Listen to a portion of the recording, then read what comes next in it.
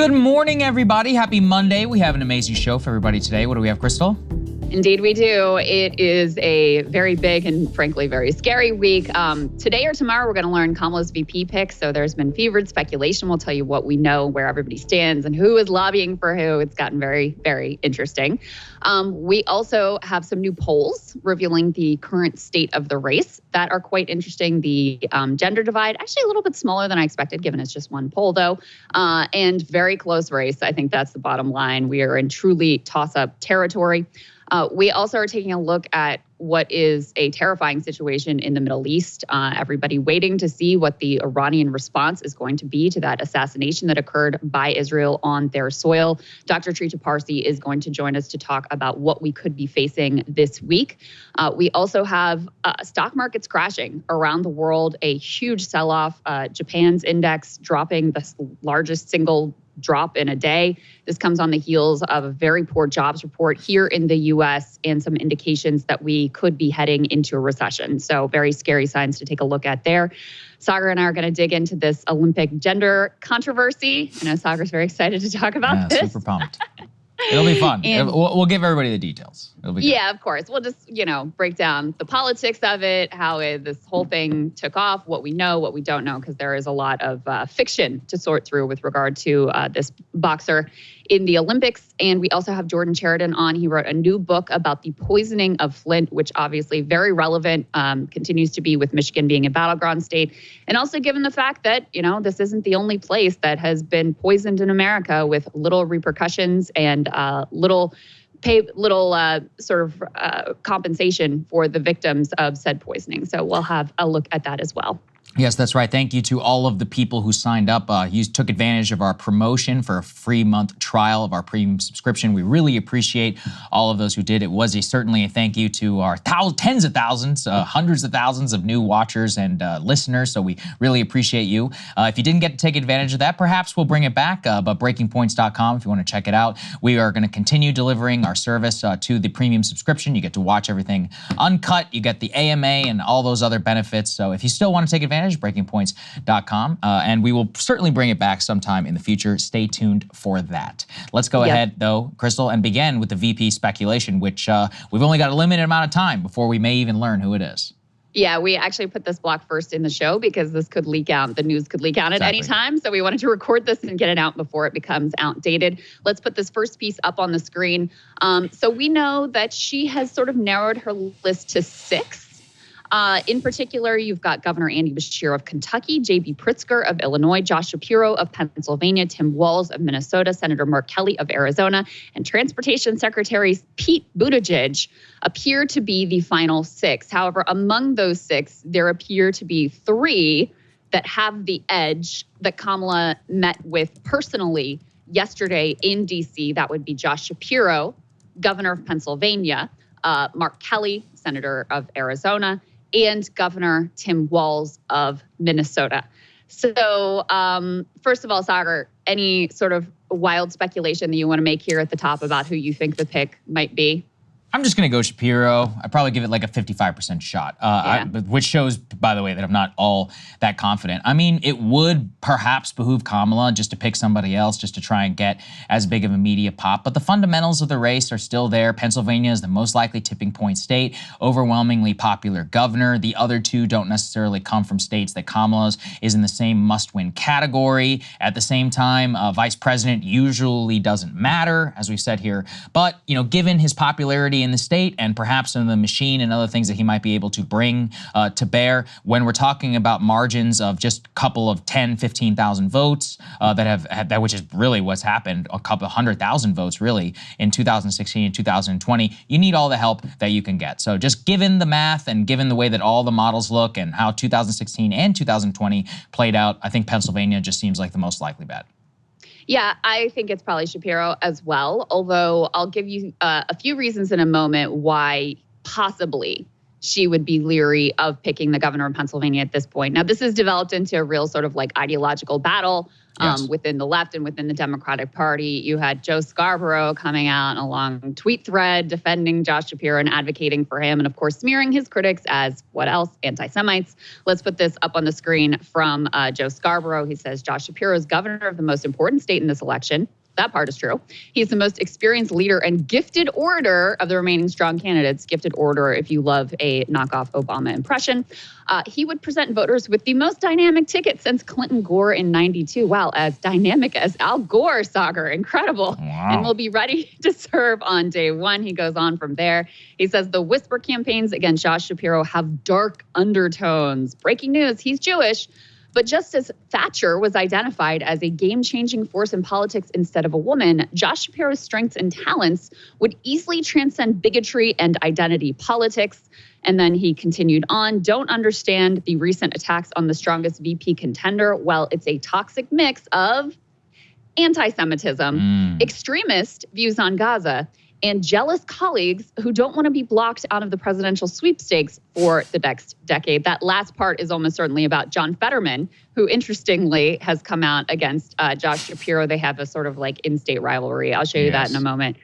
You know, Shapiro has become a bit of a lightning rod in terms of this VP pick because ideologically, he has been the most vocal and the most extreme in terms of his rhetoric with regard to Israel and specifically with regard to campus protesters. We showed you last week him comparing pro-Palestine protesters to the KKK.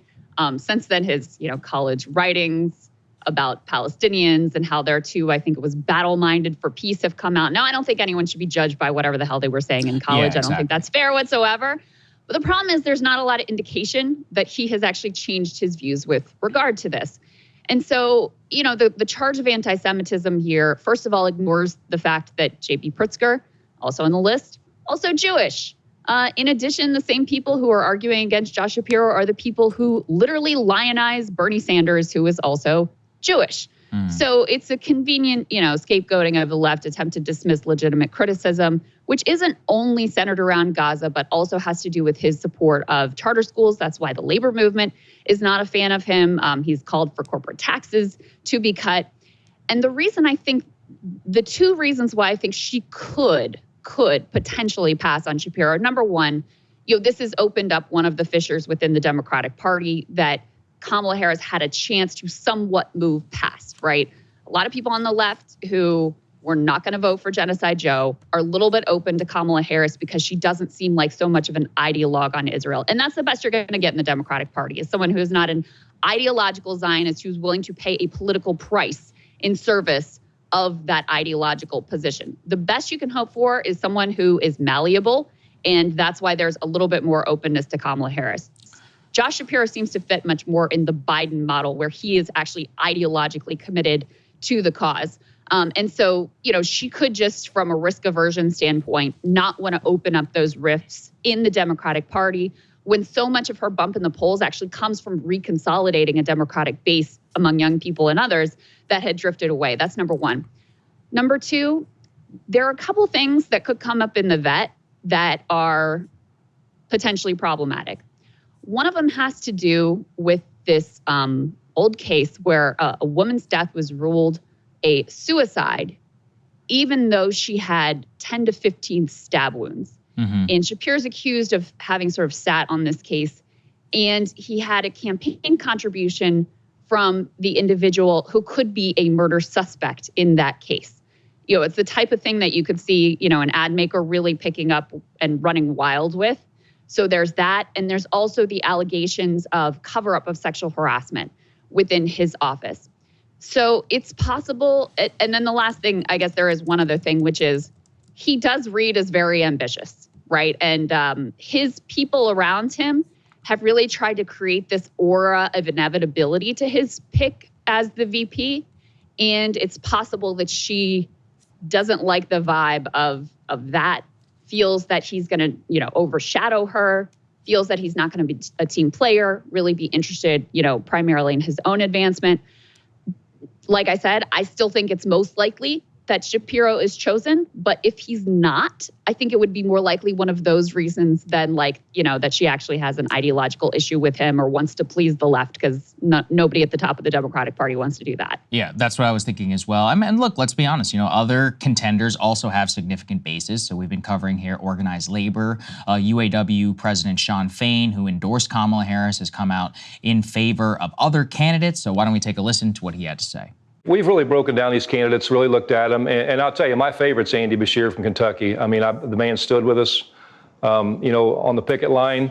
He's been there for workers throughout every bit of our walk, he's won in a state where Mitch McConnell's from. I mean, it's been a red state traditionally, and he's won twice there. And I just believe he brings a huge dynamic, and I believe a Harris and Beshear ticket would be unbeatable. I believe both of them would just be such dynamic candidates. But we really like Tim Walz from Minnesota also. Think he's an awesome guy for labor, 100% behind labor. And those would be our top two if we had to pick any. So I think that's significant, nonetheless, with the auto workers specifically. If we think about Michigan and the industrial Midwest, that could certainly come down. At the same time, he did endorse Kamala Harris already, so it's already he's on board with the ticket. Nonetheless, certainly something that we should look to, especially with some of the war between who she is going to pick. I still think, though, my foremost point stands whenever we just look at Pennsylvania, the tipping point status, and just what he potentially could bring to that ticket. And just all you have to do is drive out, 0.5% more of the vote. And in Pennsylvania, you're so much more have an outsized influence. That's why I just think the fundamentals are really strong there. Yeah, it makes sense that Shawn Fain would be a big fan of Andy Beshear because the state of Kentucky, there's quite a bit of auto manufacturing. They have a large Ford truck assembly plant there. So they've got a lot of UAW members. They were involved in that stand-up strike that was so successful. There's also been part of why Andy Beshear is so popular in the state of Kentucky is he's brought a lot of manufacturing jobs into the state, including union EV battery jobs in the state. So that's why he's got a close partnership and comfort with Andy Beshear. And Beshear also came in the wake of the teacher strike wave, and that was very important to his election. So, in the state of Kentucky, even though it's a red state, quote unquote, very pro-union, very pro-labor, and Andy Beshear has been very consistently pro-union and pro-labor.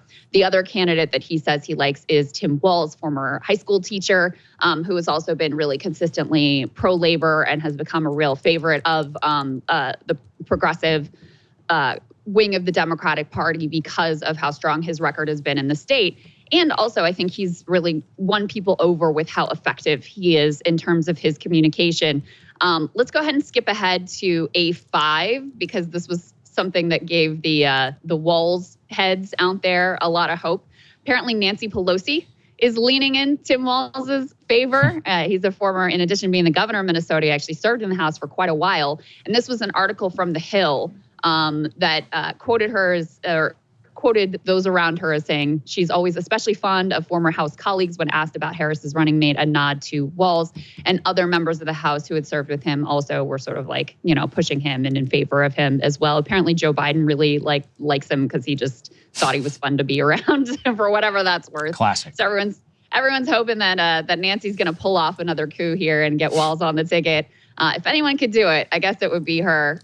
The other thing, Saagar, go back to A4, guys. This is the Fetterman thing that I was talking about, which is kind of, this interstate party rivalry situation. Fetterman has concerns about Shapiro for VP.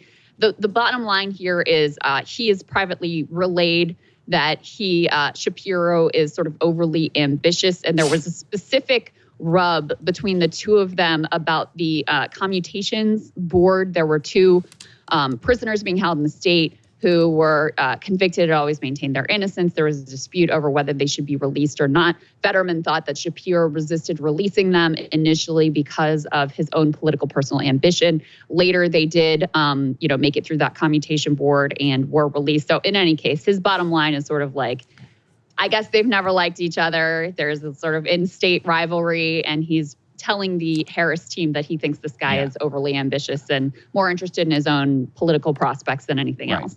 Hey, yeah, reading it, I was like, well, the fact that they got commuted anyway tells me a little bit that I don't think you really care, and that's just some, like leak the best that you could possibly get. It does sound more like he doesn't want to be overshadowed in his own home state, just given what we know a little bit about John Fetterman also, in the wake of the last, year or so, in the way that he has comported himself. So he wants to be the star. He really enjoys the national profile, and it's not good whenever somebody else in your state is going to upstage you. He probably was the foremost national Pennsylvania politician, and now Josh Shapiro certainly would overtake. So I always describe the cynicism whenever it comes to those people. That's what I make of the Fetterman situation, at least. Yeah, fair. I mean, even though Fetterman in this instance happened to come out on the same side of this issue as I do, I agree with you wholeheartedly about what his motivations are here. So moving on, let's put A7 up on the screen here. This is about Andy Beshear. He's apparently cleared his Tuesday calendar. Now, the reason that this is significant is because we know Tuesday, Kamala is going to do a rally in Philadelphia, which again made people think, oh, it's Shapiro. It's definitely Shapiro. But it's going to be with whoever her VP pick is. And so Andy Beshear has apparently cleared his Tuesday calendar, which made people think, oh, maybe there's something going on here. Who knows? Everybody's just trying to read the tea leaves at this point. Who knows if that means anything at all?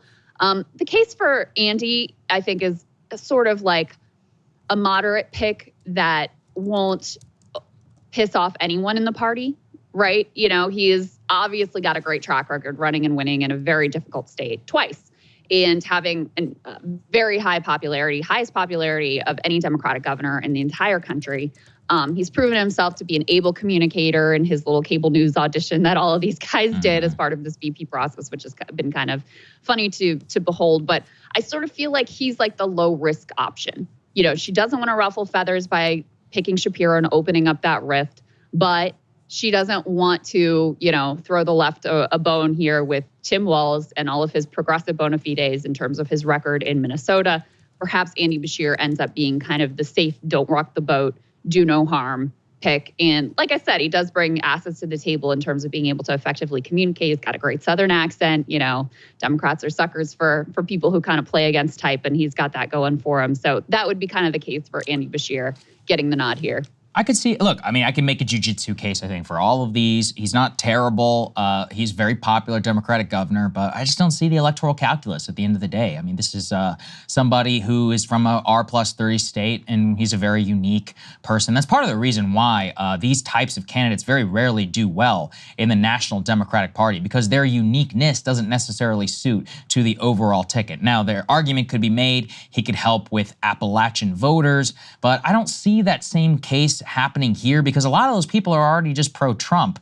At the end of the day, they're not swing state in the way they used to be. Really, the people, the vote that it's all going to come down to is white working class, but older voters in Pennsylvania, Michigan, and Wisconsin. And that's not necessarily the same demographic that might have been up for grabs, let's say, in 2016. So anyway, the way that I kind of have been looking at each individual characteristic electorally just, again, seems to come back to Shapiro. But, and I think this is one thing that you can't underestimate and you've been highlighting, you also need to get along with the person, perhaps, if you're Kamala. She had a terrible time as vice president. That is not abnormal historically. Usually vice presidents are marginalized.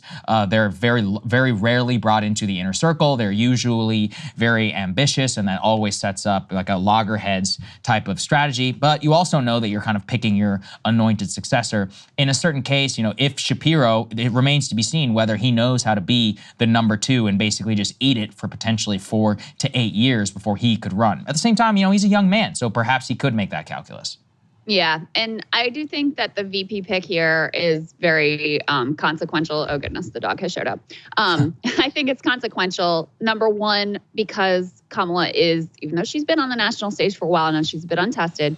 Number two, because this is very likely, if Kamala and this person, whoever they are, lose this time around, is very likely your Democratic nominee next time. And if it's not next time, if they do win, and then it'll, very likely the time after that. So that's why the stakes in terms of the direction of the Democratic Party are very high with this pick. And so I think that's why the battle's been fierce. It's also been funny to watch it play out just because it's such a condensed timeline. Like everyone dispensed with the sort of niceties of pretending and just were like out there making the case for themselves and different coalitions. There were a bunch of progressives who put on a memo about the case for Walz, and you got union leaders like Sean Fain going out and making the case, and Joe Scarborough making the case, et cetera. So it's been the most direct jockeying for this position that I've ever seen, which I actually kind of appreciate. Like, why beat around the bush? You want the position, like go out there and make your case for it. And the last thing I'll say with regard to Andy Beshear, they could really like the way that he was very effective in his campaign running on abortion rights. Yeah, true. In the state of Kentucky. And with regard to Tim Walz, they could really like the fact that, his weird characterization of the Republican Party really became instantly central to the Kamala Harris campaign. So he definitely proved himself in terms of his communication abilities.